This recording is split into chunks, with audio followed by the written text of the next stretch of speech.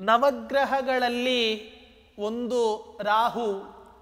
ಹೋಮವನ್ನು ಆಚರಿಸುವಂತಹ ಒಂದು ಸಂದರ್ಭದಲ್ಲಿ ಕಯಾನಶ್ಚಿತ್ರ ಅನ್ನುವಂತಹ ಒಂದು ಮಂತ್ರದಿಂದ ಆ ರಾಹುವಿಗೆ ಆಹುತಿಯನ್ನು ಕೊಡ್ತೇವೆ. ಹಾಗಾದರೆ ನವಗ್ರಹ ಹೋಮದಲ್ಲಿ ಮಾಡುವ ಯಾವ ಆ ಆಹುತಿ ಇದೆ, ಆ ಆಹುತಿ ದೈತ್ಯನಿಗೆ ಕೊಟ್ಟ ಪಾಪ ಬರೋದಿಲ್ವೇ? ಅದಕ್ಕೆ ಧರ್ಮಶಾಸ್ತ್ರಕಾರರು ಹೇಳಿದರು, ಆ ಹೋಮದಲ್ಲಿ ಮಾಡುವ ರಾಹುವಿನ ಉದ್ದೇಶವಾಗಿ ಇಟ್ಟುಕೊಂಡು ಯಾವ ಆಹುತಿಯನ್ನ ನಾವು ಕೊಡ್ತೇವೋ ಅದು ರಾಹುವಿಗೆ ಹೋಗೋದಲ್ಲ, ಹೊರತು ಕೇತು ದೇವತೆಗಳಿಗೆ ಆ ಆಹುತಿ ಹೋಗುತ್ತೆ. ಅದಕ್ಕೋಸ್ಕರವೇ ದೈತ್ಯನಿಗೆ ಆಹುತಿಯನ್ನ ಕೊಟ್ಟ ಪಾಪ ನಮಗಪ್ಪಿ ತಪ್ಪಿಯೂ ಕೂಡ ಬರೋದಿಲ್ಲ.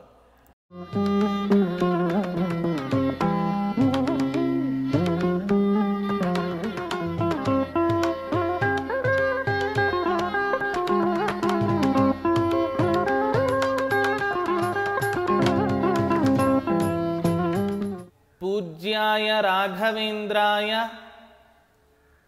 सत्यधर्मरताय च भजतां कल्पवृक्षाय नमतां कामधेनवे ध्रुवादिध्वान्तरवये वैष्णवेन्दीवरेन्दवे श्री राघवेन्द्र गुरवे नमो अत्यंत दयालवे. ಶ್ರೀ ಗುರುಭ್ಯೋ ನಮಃ. ಹರಿ ಓಂ. ಹೀಗೆ ಆ ಗರ್ಭಿಣಿ ಸ್ತ್ರೀಯ ಗೋಪಿಕಾಂಬೆಯ ವರ್ಣನೆಯನ್ನ ಮಾಡ್ತಾ ಮುಂದಿನ ಶ್ಲೋಕದಲ್ಲಿ ಆಚಾರ್ಯರು ಹೇಳ್ತಿದ್ದಾರೆ,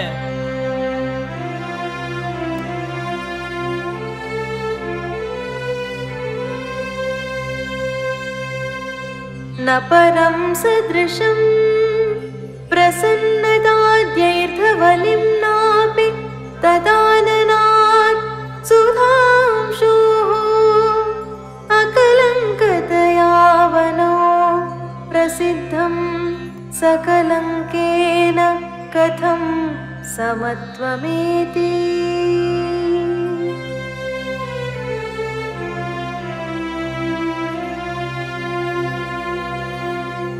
ಜಗತ್ತಿನಲ್ಲಿ ಚಂದ್ರ ಎಷ್ಟು ಬಿಳಿಯಾದ ಬಣ್ಣದಿಂದ ಕೂಡಿದ್ದಾನೋ ಅಂಥ ಒಂದು ಬಣ್ಣವನ್ನ ಜಗತ್ತಿನಲ್ಲಿ ಯಾರೂ ಹೊಂದಲಿಕ್ಕೆ ಸಾಧ್ಯ ಇಲ್ಲ.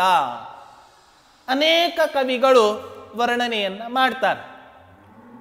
ಆದರೆ ಆ ಗೋಪಿಕಾಂಬೆಯಲ್ಲಿ ಇರುವಂತಹ ಯಾವ ಸದ್ಗುಣಗಳು ಇದ್ದಾವೋ, ಪ್ರಸನ್ನತೆ, ತೃಪ್ತಿ, ಹೀಗೆ ಅನೇಕ ಸದ್ಗುಣಗಳು, ಮತ್ತೆ ಇವಳ ದೇಹದಲ್ಲಿ ಇರುವಂತಹ ಯಾವ ಧಾವಲ್ಯ, ಶೌಕ್ಲ್ಯ ವರ್ಣ ಇದೆ, ಶುಕ್ಲವರ್ಣ ಇದೆ, ಈ ಶುಕ್ಲವರ್ಣಕ್ಕೆ ಸಮಾನವಾದ ಕಾಂತಿ ಇನ್ನೆಲ್ಲೂ ತೋರ್ಲಿಕ್ಕೆ ಸಾಧ್ಯ ಇಲ್ಲ.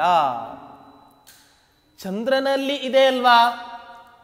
ಚಂದ್ರನಲ್ಲಾದರೂ ಒಂದು ಕಪ್ಪಾದ ಚಿಹ್ನೆ, ಕಳಂಕ ಸಹಿತನಾದ್ದರಿಂದ ಆ ಚಂದ್ರನೂ ಕೂಡ ಇವಳ ಮುಂದೆ ಸೋಲನ್ನ ಅನಾಯಾಸವಾಗಿ ಒಪ್ಪಿಕೊಂಡು ಬಿಡ್ತಾನೆ. ಆದ್ದರಿಂದ ಈ ಗೋಪಿಕಾಂಬೆಯಲ್ಲಿ ಇರುವ ಯಾವ ಸದ್ಗುಣಗಳು ಇದ್ದಾವೋ ಆ ಎಲ್ಲ ಸದ್ಗುಣಗಳಿಗೂ ಕೂಡ ಇವಳಿಗೆ ದೃಷ್ಟಾಂತವನ್ನ ಕೊಡಬೇಕು ಅಂತಾದರೆ ಇನ್ನೊಬ್ಬ ಗೋಪಿಕಾಂಬೆಯೇ ಇರಬೇಕು, ಹೊರತು ಅವಳಲ್ಲಿ ಇರುವ ಗುಣಗಳಿಗೆ ಅವಳೇ ದೃಷ್ಟಾಂತಳಾಗ್ತಾಳೆ, ಹೊರತು ಇನ್ನೊಬ್ಬರು ಯಾವತ್ತೂ ಕೂಡ ಇವಳಲ್ಲಿ ಇರುವ ಗುಣಗಳಿಗೆ ಹಾಗೆ ಇವಳಿಗೆ ದೃಷ್ಟಾಂತವಾಗಲಿಕ್ಕೆ ಸಾಧ್ಯವೇ ಇಲ್ಲ.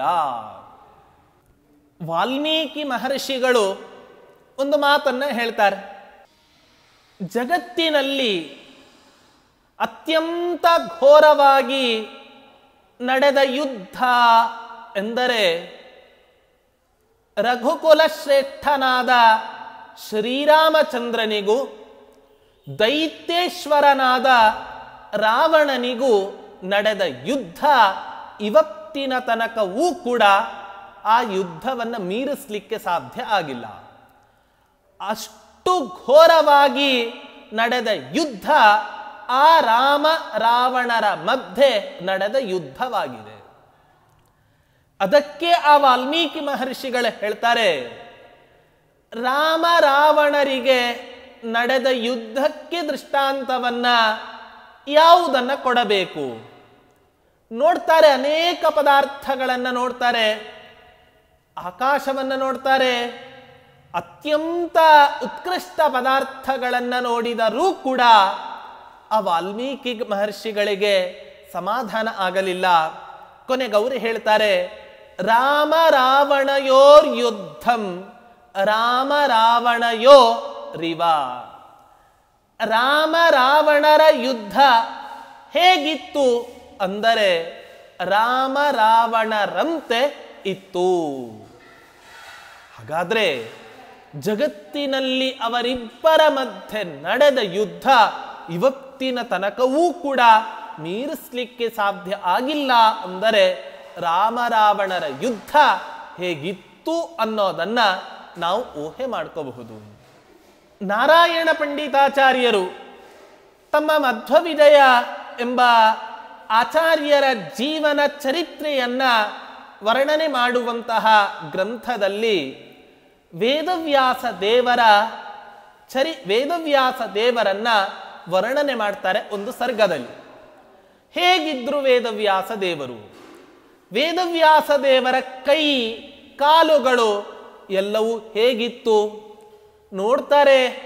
ಅನೇಕ ಪದಾರ್ಥಗಳನ್ನು ಕಂಡು ಕೊನೆಗೆ ಅವರೇ ಸೋತು ನಾರಾಯಣ ಪಂಡಿತಾಚಾರ್ಯ ಹೇಳ್ತಾರೆ, ವೇದವ್ಯಾಸ ದೇವರ ಬಲಗಾಲಿಗೆ ದೃಷ್ಟಾಂತವನ್ನ ಕೊಡೋದಾದರೆ ಅದು ವೇದವ್ಯಾಸ ದೇವರ ಎಡಗಾಲನ್ನೇ ಕೊಡಬೇಕು. ಎಡ ಕಾಲಿಗೆ ದೃಷ್ಟಾಂತವನ್ನ ಕೊಡೋದಾದರೆ ಬಲಕಾಲನ್ನೇ ಕೊಡಬೇಕು, ಹೊರತು ಬೇರೆ ಪದಾರ್ಥವನ್ನ ದೃಷ್ಟಾಂತವನ್ನ ಕೊಡಲಿಕ್ಕೆ ಸಾಧ್ಯ ಇಲ್ಲ. ಬಲ ಕೈಗೆ ಎಡಗೈಯನ್ನೇ ಕೊಡಬೇಕು, ಎಡ ಕೈಗೆ ಬಲಗೈಯನ್ನೇ ದೃಷ್ಟಾಂತವನ್ನಾಗಿ ಕೊಡಬೇಕು, ಹೊರತು ಬೇರೊಂದು ಪದಾರ್ಥವನ್ನ ದೃಷ್ಟಾಂತವನ್ನ ಕೊಡ್ಲಿಕ್ಕೆ ಸಾಧ್ಯ ಇಲ್ಲ. ಅದರಂತೆ ಈ ಗೋಪಿಕಾಂಬೆಗೆ ಅವಳಲ್ಲಿ ಇರುವ ಸದ್ಗುಣಗಳಿಗೆ ಹಾಗೆ ಅವಳಿಗೆ ಈ ಜಗತ್ತಿನಲ್ಲಿ ದೃಷ್ಟಾಂತವನ್ನು ಯಾವುದು ಕೊಡಬೇಕು? ಹುಡುಕ್ತಾರೆ, ಯಾವ ಪದಾರ್ಥವೂ ಸಿಗದೆ ಕೊನೆಗೆ ಅವರೇ ಹೇಳ್ತಾರೆ, ಗೋಪಿಕಾಂಬೆಯಲ್ಲಿ ಇರುವ ಸದ್ಗುಣಗಳಿಗೆ ಹಾಗೆ ಅವಳಿಗೆ ದೃಷ್ಟಾಂತವನ್ನು ಕೊಡೋದಾದ್ರೆ ಅವಳನ್ನೇ ಕೊಡಬೇಕು, ಹೊರತು ಇನ್ನೊಂದು ವಸ್ತುವನ್ನು ಕೊಡಲಿಕ್ಕೆ ಸಾಧ್ಯವೇ ಇಲ್ಲ. ಆದ್ದರಿಂದ ಅಕಲಂಕತೆಯಾವನೌ ಪ್ರಸಿದ್ಧಂ ಸಕಲಂಕೇನ ಕಥಂ ಸಮತ್ವಮೇತಿ. ಇವಳಲ್ಲಾದರೋ ಒಂದೇ ಒಂದು ದೋಷದ ಕುರುಹು ಕೂಡ ಈ ಪತಿವ್ರತಾ ಸ್ತ್ರೀಯಲ್ಲಿ ಇಲ್ಲ. ಇವಳಿಗೆ ಚಂದ್ರನನ್ನು ಹೆಂಗೆ ದೃಷ್ಟಾಂತ ಕೊಡ್ಲಿಕ್ಕೆ ಬರುತ್ತೆ? ಯಾಕೆ? ಚಂದ್ರನಾದರೋ ಸಕಲಂಕ, ಕಲಂಕ ಸಹಿತನಾಗಿದ್ದಾನೆ. ಕಲಂಕ ಸಹಿತನಾದ ವ್ಯಕ್ತಿಯನ್ನ ಕಲಂಕ ರಹಿತಳಾದ ಆ ಗೋಪಿಕಾಂಬೆಗೆ ಹೇಗ್ತಾನೆ ದೃಷ್ಟಾಂತವನ್ನು ಕೊಡಲಿಕ್ಕೆ ಸಾಧ್ಯ ಆಗುತ್ತೆ. ಆದ್ದರಿಂದ ಹೀಗೆ ಆ ಗೋಪಿಕಾಂಬೆಯಲ್ಲಿ ಇರುವಂತಹ ಗುಣಗಳನ್ನ ವರ್ಣನೆ ಮಾಡ್ತಾ ಮುಂದಿನ ಶ್ಲೋಕದಲ್ಲಿ ಹೇಳ್ತಾ ಇದ್ದಾರೆ,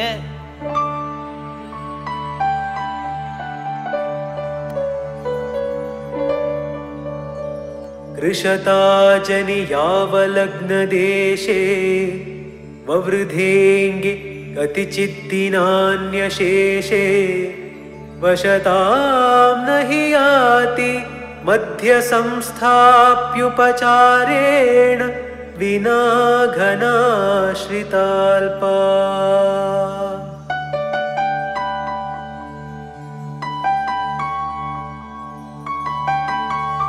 ನಾರಾಯಣಾಚಾರ್ಯರು ಹೇಳ್ತಿದ್ದಾರೆ, ಕೃಶತಾ ಅಜನಿ.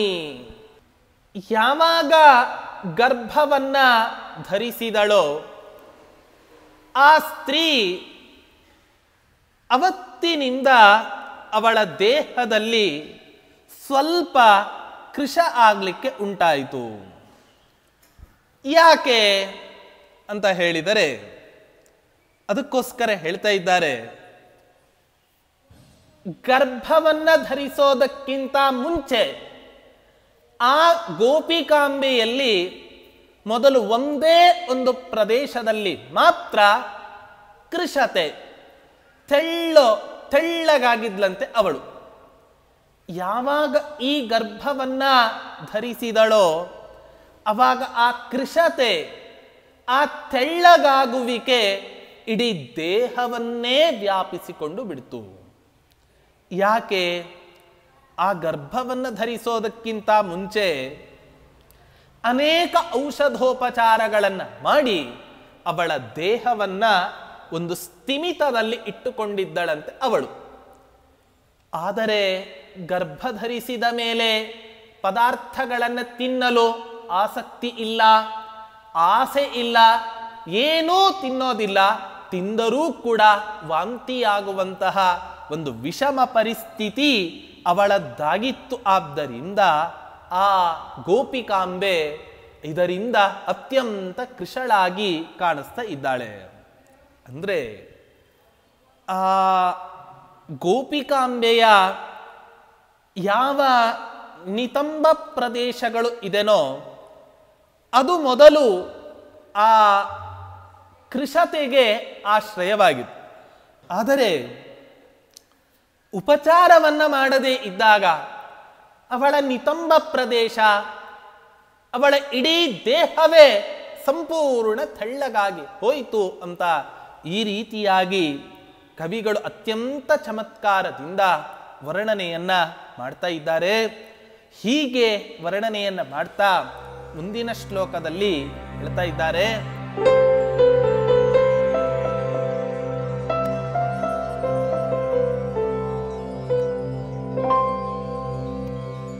ತಮಿತುಃ ಕಿಮು ಮೋಹನಾಯ ಕಾಮೋ ಕೃತಕಾಮಂ ಕಠಿನೋ ಕುಚೋ ತದೀಯೋ ನಿಜ ಚೂಚುಕ ನೀಲಿಮಾಪದೇಶಾತ್ ಅಚಿರೋಪಾತ್ತತಮೋ ಗುಣಾವಭೂತಂ. ಪ್ರತಿಯೊಬ್ಬ ಹೆಂಡತಿಗೂ ಕೂಡ ಒಂದು ಅಪೇಕ್ಷೆ ಇರುತ್ತೆ. ತನ್ನನ್ನ ಮದುವೆ ಆದಂಥ ಯಾವ ಪುರುಷನಿದ್ದಾನೋ ಆ ಪುರುಷನ ಮುಂಭಾಗದಲ್ಲಿ ಎಷ್ಟು ಸಾಧ್ಯವೋ ಅಷ್ಟು ತುಂಬಾ ಚೆನ್ನಾಗಿ ಕಾಣಬೇಕು. ಹಾಗಾದರೆ ಗಂಡನಿಲ್ಲದೆ ಇದ್ದಾಗ ಹೆಂಡತಿ ಹೇಗಿರಬೇಕು ಅಂದರೆ ರಾಮನ ಮಡದಿ ಆದ ಸೀತಾದೇವಿಯಂತೆ ಇರಬೇಕು. ಯಾಕೆ? ಹೇಗಿರಬೇಕು ಗಂಡನಿಲ್ಲದೆ ಇದ್ದಾಗ? ಹೆರಳನ್ನ ಹಾಕಿಕೊಳ್ಳಬಾರದು, ಮನೆ ಬಿಟ್ಟು ಹೊರಗಡೆ ಬರಬಾರದು, ಅಲಂಕಾರ ಸಾಮಗ್ರಿಗಳಿಂದ ಅಲಂಕಾರವನ್ನ ಮಾಡಿಕೊಳ್ಳಬಾರದು, ಒಣ ಕುಂಕುಮವನ್ನೇ ಆ ಸ್ತ್ರೀ ಧಾರಣೆ ಮಾಡಬೇಕು. ಯಾವಾಗ ಆ ಗಂಡ ಪುನಃ ವಾಪಸ್ ಊರಿನಿಂದ ಮನೆಗೆ ಬರ್ತಾನೋ ಆವತ್ತಿನಿಂದಲೇ ಅವಳು ಪುನಃ ಅಲಂಕೃತಳಾಗಬೇಕು ಅಂತ ಅನೇಕ ಧರ್ಮಶಾಸ್ತ್ರಗಳು ವಿಧಾನ ಮಾಡ್ತಾರೆ. ಹಾಗೆ ಸೀತಾದೇವಿಯೂ ಕೂಡ ಆ ರಾವಣನ ಬಂಧಿಖಾನೆಯಲ್ಲಿ ಬಂಧಿಯಾದಾಗ ಹೆರಳನ್ನ ಹಾಕಿಕೊಂಡಿರಲಿಲ್ಲ. ಕೇವಲ ಒಣ ಕುಂಕುಮ ಧಾರಿಣಿ ಆಗಿ ತುಂಬಾ ದುಃಖದಿಂದ ಇದ್ದಳು. ಕಣ್ಣೀರಿನ ಆ ಸಾಗರದಲ್ಲಿ ಇಡೀ ಅವಳ ಸೀರೆ ತೊಯ್ದು ತೊಪ್ಪಡಿ ಆಗಿತ್ತು ಅಂತ ವರ್ಣನೆಯನ್ನ ಮಾಡ್ತಾರೆ ವಾಲ್ಮೀಕಿ ಮಹರ್ಷಿಗಳು. ಹಾಗೆ ಈ ಗೋಪಿಕಾಂಬೆಯೂ ಕೂಡ ಎಲ್ಲ ಸಹಜ ಪತ್ನಿಯರಂತೆ ತನ್ನ ಗಂಡನ ಮುಂದೆ ತುಂಬಾ ಚೆನ್ನಾಗಿ ಕಾಣಬೇಕು ಅನ್ನೋ ಒಂದು ಕಾರಣದಿಂದಲೋ ಏನೋ ಆ ಗೋಪಿಕಾಂಬೆ ಏನು ಮಾಡ್ತಾಳೆ ಅಂತ ಹೇಳಿದರೆ, ಅವಳ ಸ್ತನದಲ್ಲಿ ಇರುವ ಯಾವ 2 ತೊಟ್ಟುಗಳು ಇದ್ದಾವೋ ಆ ಎರಡೂ ಕೂಡ ಆ ನೀಲಿ ಬಣ್ಣದ ನೆಪದಲ್ಲಿ ಕಪ್ಪಾದ ಬಣ್ಣವನ್ನ ಸ್ವೀಕರಿಸಿದವೋ ಏನೋ ಅಂತ ವರ್ಣನೆಯನ್ನು ಮಾಡ್ತಾ ಇದ್ದಾರೆ. ಹೀಗಾಗಿ ಒಟ್ಟಾರೆ ಈ ಶ್ಲೋಕದ ಒಂದು ತಾತ್ಪರ್ಯ ಏನು ಅಂದರೆ, ಪ್ರತಿಯೊಬ್ಬ ಸ್ತ್ರೀ ತನ್ನ ಗಂಡನ ಮುಂದೆ ಎಷ್ಟು ಸಾಧ್ಯವೋ ಅಷ್ಟು ಅಲಂಕೃತಳಾಗಿ ಆ ಗಂಡನನ್ನ ಸಂತೋಷಪಡಿಸಬೇಕು. ಯಾಕೆ? ಏನೇ ಒಂದು ಕರ್ಮವನ್ನ ಮಾಡಬೇಕಾದರೂ ಕೂಡ ಸ್ತ್ರೀಯರಿಗೆ ನೇರವಾಗಿ ಭಾರತೀರಮಣ ಮುಖ್ಯ ಪ್ರಾಣಾಂತರ್ಗತ ಅಂತ ಇಲ್ಲವೇ ಇಲ್ಲ. ಹೊರತು ಪತ್ಯಂತರ್ಗತ, ಭಾರತೀರಮಣ ಮುಖ್ಯ ಪ್ರಾಣಾಂತರ್ಗತ, ನೇರವಾಗಿ ಮುಖ್ಯ ಪ್ರಾಣನ ಅಂತರ್ಯಾಮಿಯಾದ ಆ ಭಗವಂತನಿಗೆ ಕರ್ಮಗಳನ್ನು ಅರ್ಪಣೆ ಮಾಡೋದಲ್ಲ, ಹೊರತು ತನ್ನ ಗಂಡನ ಅಂತರ್ಯಾಮಿಯಾದ ಯಾವ ಪರಮಾತ್ಮನಿದ್ದಾನೆ ಆ ಪರಮಾತ್ಮನಿಗೆ ಆ ಕರ್ಮಗಳನ್ನು ಅರ್ಪಣೆ ಮಾಡಬೇಕು. ಆದ್ದರಿಂದ ತನ್ನ ಗಂಡನನ್ನ ಸಂತೋಷಪಡಿಸಿದರೆ ಅದು ಗಂಡನ ಅಂತರ್ಯಾಮಿ ಆದ ಆ ಪರಮಾತ್ಮನನ್ನ ಸಂತೋಷಪಡಿಸಿದ ಪುಣ್ಯ ಆ ಪ್ರತಿಯೊಬ್ಬ ಮಡದಿಗೂ ಕೂಡ ಬರುತ್ತೆ ಅನ್ನೋ ಕಾರಣದಿಂದ ನಾರಾಯಣಾಚಾರ್ಯರು ವರ್ಣನೆಯನ್ನ ಮಾಡ್ತಾ ಇದ್ದಾರೆ. ಹೀಗೆ ವರ್ಣನೆಯನ್ನ ಮಾಡ್ತಾ ಮುಂದಿನ ಶ್ಲೋಕದಲ್ಲಿ ಹೇಳ್ತಾ ಇದ್ದಾರೆ,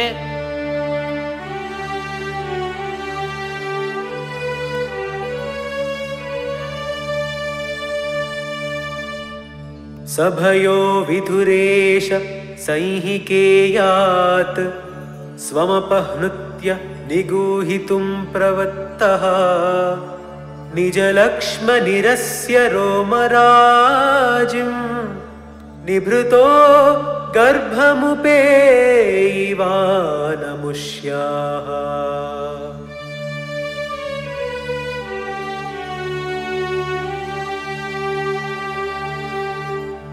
ಆ ಚಂದ್ರ ನಾವೆಲ್ಲ ಕೇಳ್ತೇವೆ, ಚಂದ್ರಗ್ರಹಣ ಹಾಗೆ ಸೂರ್ಯಗ್ರಹಣ. ಹುಣ್ಣಿಮೆ ತಿಥಿಯಂದು ಚಂದ್ರಗ್ರಹಣ ಆದರೆ ಅಮಾವಾಸ್ಯಾ ತಿಥಿಯಂದು ಸೂರ್ಯಗ್ರಹಣ ಆಗತ್ತೆ. ಈ ಚಂದ್ರಗ್ರಹಣದಲ್ಲಿ ಸಿಂಹಿಕೆಯ ಮಗನಾದಂಥ ಯಾವ ರಾಹು, ಆ ರಾಹುವಿನಿಂದ ಗ್ರಸ್ತನಾಗಿ ಆ ಚಂದ್ರ ಮರೆ ಮಾಚಿ ಹೋಗಿಬಿಡ್ತಾನಂತೆ ಅವತ್ತಿನ ದಿನ. ಯಾಕೆ? ಆವತ್ತಿನ ದಿನ ಮಾತ್ರ ರಾಹುವಿಗೆ ಒಂದು ವರವನ್ನ ಕೊಟ್ಟಿದ್ದಾರೆ ದೇವತೆಗಳು, ಚಂದ್ರನ ಮೇಲೆ ಆಕ್ರಮಣವನ್ನ ಮಾಡಲಿಕ್ಕೆ.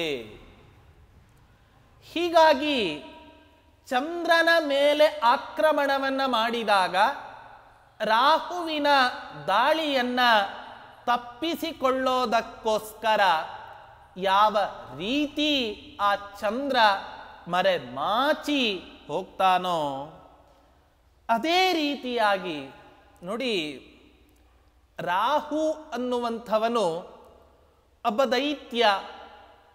ಹಾಗಾದರೆ ನವಗ್ರಹಗಳಲ್ಲಿ ಒಂದು ರಾಹು. ಹೋಮವನ್ನ ಆಚರಿಸುವಂತಹ ಒಂದು ಸಂದರ್ಭದಲ್ಲಿ ಕಯಾನಶ್ಚಿತ್ರ ಅನ್ನುವಂತಹ ಒಂದು ಮಂತ್ರದಿಂದ ಆ ರಾಹುವಿಗೆ ಆಹುತಿಯನ್ನು ಕೊಡ್ತೇವೆ. ಹಾಗಾದರೆ ನವಗ್ರಹ ಹೋಮದಲ್ಲಿ ಮಾಡುವ ಯಾವ ಆ ಆಹುತಿ ಇದೆ, ಆ ಆಹುತಿ ದೈತ್ಯನಿಗೆ ಕೊಟ್ಟ ಪಾಪ ಬರೋದಿಲ್ವೇ? ಅದಕ್ಕೆ ಧರ್ಮಶಾಸ್ತ್ರಕಾರರು ಹೇಳಿದ್ರು, ಆ ಹೋಮದಲ್ಲಿ ಮಾಡುವ ರಾಹುವಿನ ಉದ್ದೇಶವಾಗಿ ಇಟ್ಟುಕೊಂಡು ಯಾವ ಆಹುತಿಯನ್ನ ನಾವು ಕೊಡ್ತೇವೋ ಅದು ರಾಹುವಿಗೆ ಹೋಗೋದಲ್ಲ, ಹೊರತು ಕೇತು ದೇವತೆಗಳಿಗೆ ಆ ಆಹುತಿ ಹೋಗುತ್ತೆ. ಅದಕ್ಕೋಸ್ಕರವೇ ದೈತ್ಯನಿಗೆ ಆಹುತಿಯನ್ನು ಕೊಟ್ಟ ಪಾಪ ನಮಗಪ್ಪಿ ತಪ್ಪಿಯೂ ಕೂಡ ಬರೋದಿಲ್ಲ. ಹೀಗೆ ಇಂಥ ದೈತ್ಯನ ಆಕ್ರಮಣ ಆ ಚಂದ್ರನ ಮೇಲೆ ಆಗತ್ತೆ. ಯಾವ ರೀತಿ ಭಯಗ್ರಸ್ತನಾಗಿ ಮರೆಮಾಚಿ ಒಂದು ಕಡೆ ಕುತ್ಕೋತಾನೋ ಅದರಂತೆ ಈ ಗೋಪಿಕಾಂಬೆಯ ಸ್ತ್ರೀಯ ಆ ರೋಮಗಳಲ್ಲಿ ತನ್ನ ಕಲಂಕವನ್ನು ಇಟ್ಟು ತಾನು ಮಾತ್ರ ಪೂರ್ಣ ದೋಷರಹಿತನಾಗಿ ಆ ಗರ್ಭಿಣಿಯ ಗರ್ಭವನ್ನ ಪ್ರವೇಶ ಮಾಡಿದನಂತೆ ಆ ಚಂದ್ರ. ಅಂದರೆ ಜಗತ್ತಿನಲ್ಲಿ ಯಾವತ್ತೂ ಕೂಡ ಕಳ್ಳರು ಅಥವಾ ಶತ್ರುಗಳು ಆಕ್ರಮಣವನ್ನ ಮಾಡಬೇಕಾದರೆ ಕಳ್ಳರೇ ಆಗಲಿ ಶತ್ರುಗಳೇ ಆಗಲಿ ತಮ್ಮ ಮೂಲ ವೇಷವನ್ನ ಮರೆಮಾಚಿ ಇನ್ನೊಂದು ವೇಷವನ್ನ ಧರಿಸಿ ಯಾವ ರೀತಿ ಬರ್ತಾರೋ ಅದೇ ರೀತಿಯಾಗಿ ಈ ಗೋಪಿಕಾಂಬೆಯ ಗರ್ಭದಲ್ಲಿ ತನಗೆ ಸಕಲಂಕನಾಗಿದ್ದರೆ ಕಲಂಕ ಸಹಿತನಾಗಿದ್ದರೆ ನನಗೆ ಪ್ರವೇಶ ದೊರೆಯದು ಅನ್ನೋ ಭಾವನೆಯಿಂದ ಆ ಚಂದ್ರ ತನಗೆ ಕಲಂಕಕ್ಕೆ ಕಾರಣವಾದ ಯಾವ ಆ ಕಪ್ಪು ಬಣ್ಣ ಇದೆ ಆ ಕಪ್ಪು ಬಣ್ಣವನ್ನ ಗೋಪಿಕಾಂಬೆಯ ರೋಮರಾಜಿಗಳಲ್ಲಿ ಇಟ್ಟು ತಾನು ಕಲಂಕರಹಿತನಾಗಿ ಆ ಗೋಪಿಕಾಂಬೆಯ ಗರ್ಭವನ್ನ ಪ್ರವೇಶ ಮಾಡಿದನೋ ಏನೋ ಅಂತ ಹೇಳ್ತಾ ಇದ್ದಾರೆ.